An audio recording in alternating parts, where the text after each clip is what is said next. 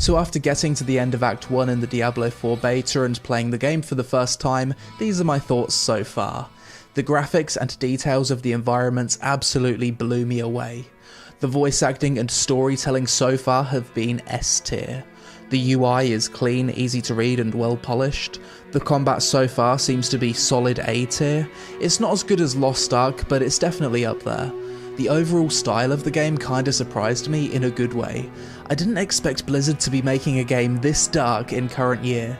Some of the stories are really quite disturbing, and although I didn't record my reaction to it, that intro cinematic that plays when the game starts is like something from a horror movie.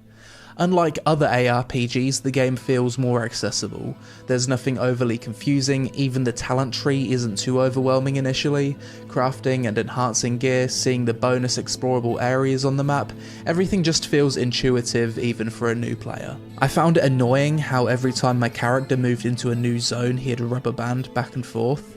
From what I've heard and seen clips of after the recording of this video, the game seems insanely imbalanced, especially for melee.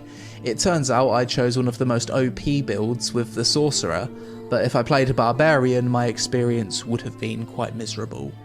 I'm not sure how I feel about the mob scaling in the world. As I leveled up, I felt as though I was getting less powerful relative to the monsters I was fighting. It was a weird feeling. You should feel more powerful as you level up, not less. Having left click to both move and basic attack by default screwed me over multiple times and made the combat feel more clunky than it needed to.